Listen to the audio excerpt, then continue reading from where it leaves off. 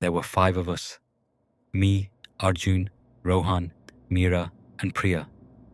We had planned this trip for months. Just a quick getaway to the hills. Kurseong, West Bengal, tea gardens, fog, cold air, good food. That's all it was supposed to be. None of us had ever heard of Dow Hill, not once. We found a homestay online, cheap, well-rated, tucked into the hillside. The listing said, peaceful location, surrounded by forest. We thought that sounded perfect. We had no idea what forest it was. We reached Kurseong on a Friday evening. The drive up the hills was beautiful. Fog rolling across the road. Pine trees on both sides. We were laughing, playing music, taking videos out the window. Normal. Everything was completely normal. The homestay owner, an old woman, opened the door before we even knocked.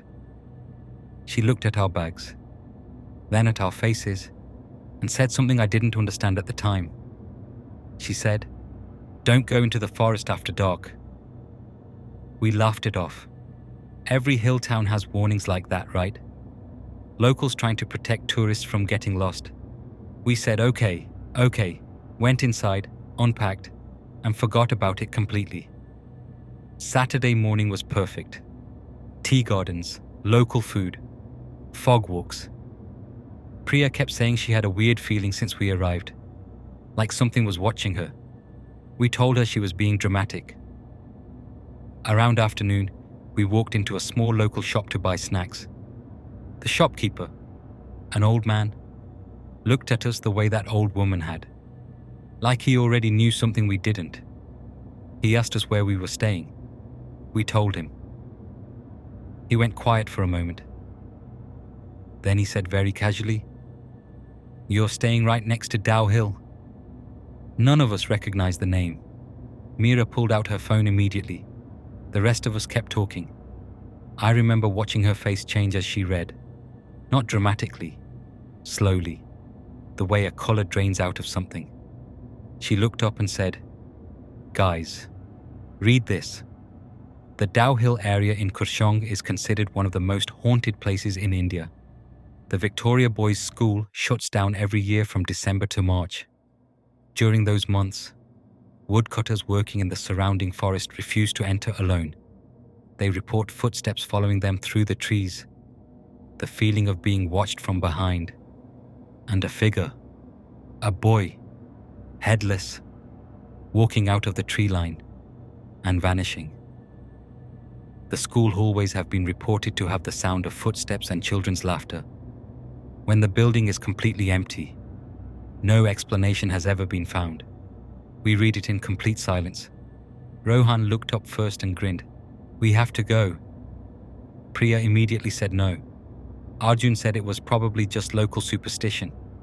I didn't say anything, but I remember looking out the shop window at the tree line in the distance, and I remember thinking, those trees look darker than they should, even in the middle of the day.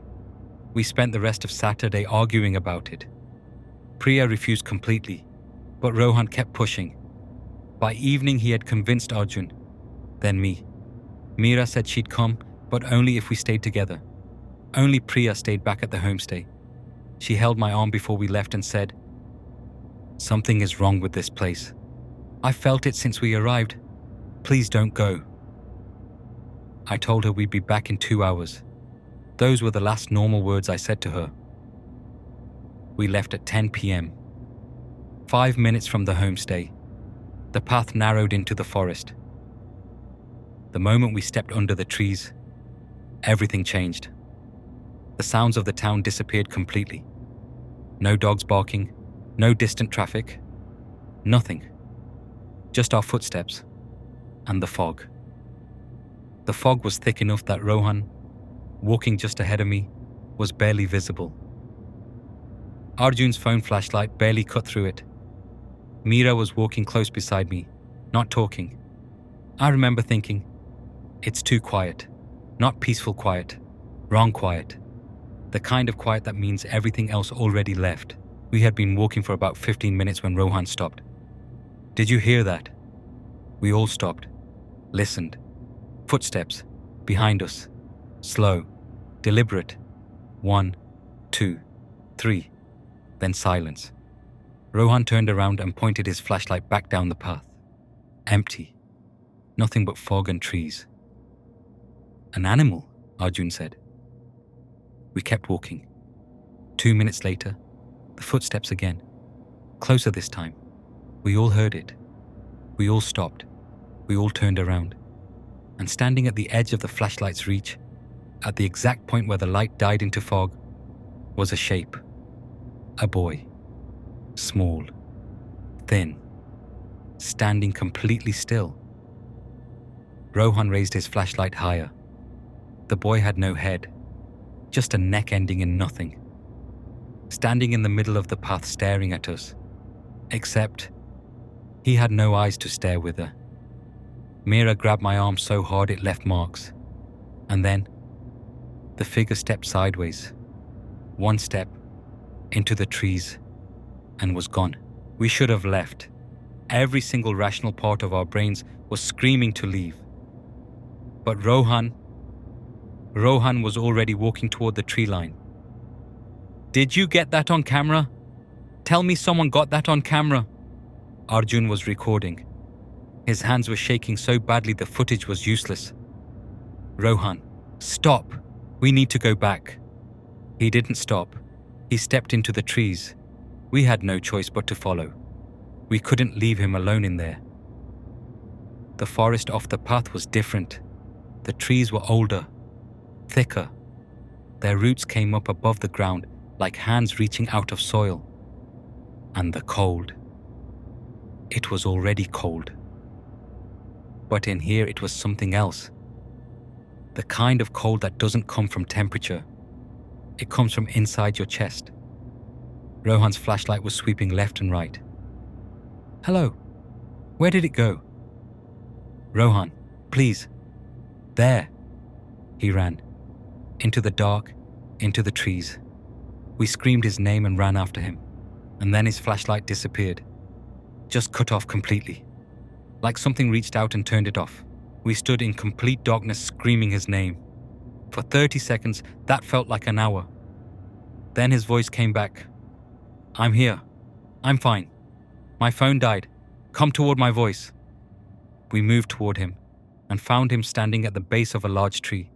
He was facing away from us. Rohan. He didn't turn around. Rohan. Arjun grabbed his shoulder. He turned. His face was wrong. Not hurt. Not scared. Blank. Eyes open but empty. Like nobody was behind them. He looked at us the way you look at strangers. We should keep going, he said. His voice was completely flat. I found something. You need to see it. What did you find? Come and see. He started walking deeper. Away from the path. Away from the town.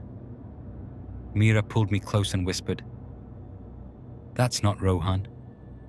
I wanted to tell her she was wrong, but I couldn't, because I had known Rohan for 6 years, and whatever was walking ahead of us, it was wearing his face. But it was not him. We followed it. God help us, we followed it. Because it still looked like Rohan. It still walked like him. And somewhere in the back of our heads, we kept thinking, maybe he's just in shock. The trees thinned out, and the building appeared. The Victoria Boys' School. Dark, enormous, silent, every window black. The gate was open. Rohan, or what looked like Rohan, walked straight through. We stopped at the gate. I'm not going in there, Meera said. And that's when we heard it. From inside the school, children laughing, clear and bright, and completely out of place, like a recording played in an empty room. Arjun's flashlight swept across the ground floor windows. In the third window from the left, a small shadow, standing inside.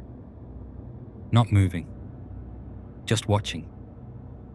Rohan's voice called from somewhere inside. Come in. It's fine. There's nothing here.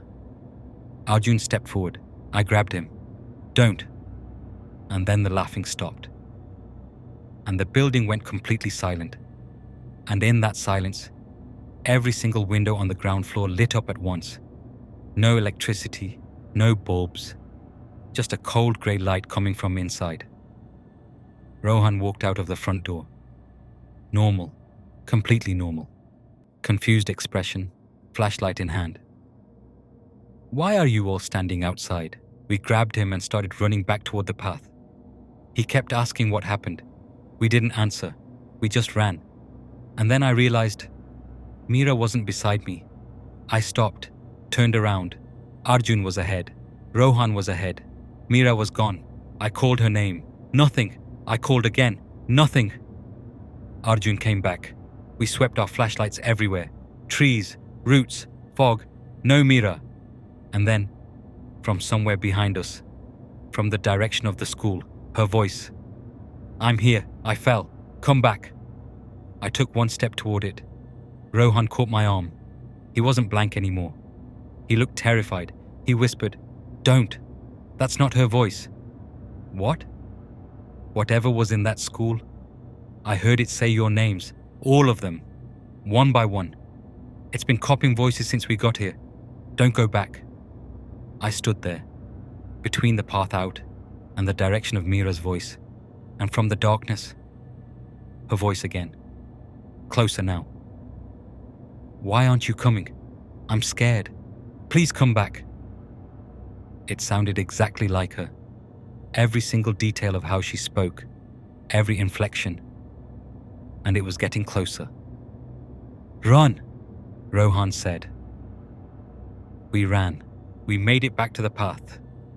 Then back to the road. Then back to the homestay. We burst through the door at 1 a.m. Priya was sitting in the living room waiting. She took one look at our faces and didn't ask a single question. She just said, "Where is Meera?" We called her phone. Straight to voicemail. We called again. Voicemail. We called 20 times. Then at 1:47 a.m., she picked up. Silence on the line. Then breathing. Then her voice. "I'm at the school. Come get me. I can't find the path." We called the police. A search was conducted the next morning. They found her phone. In the middle of the forest. Cracked screen facing up. Last call made at 1:47 a.m. They found her shoe. 50 meters deeper into the forest, they found her jacket, hung from a tree branch 12 feet off the ground. They never found Meera. The investigation lasted 3 weeks. No conclusions. No explanation. Missing person case, still open. Rohan doesn't speak about that night. He came home and hasn't been back to the hills since. Arjun deleted every photo and video from that trip. Every single one. I kept one. A screenshot of that Dow Hill article. The one Meera pulled up in that shop. The one that started everything. There's a line at the bottom I missed when we first read it. I don't know how we all missed it. It says, "Locals believe the entity in the Dow Hill forest does not harm those who leave immediately. It only follows those who go looking for it." We went looking for it, and it found us first. They never found Meera. But sometimes, at 1:47 in the morning, my phone rings. No caller ID. And when I pick up, I hear her voice. "I'm still here. Come get me." "Why did you run?" I never answer anymore. Because the last time I did, I heard something else in the background. Children laughing.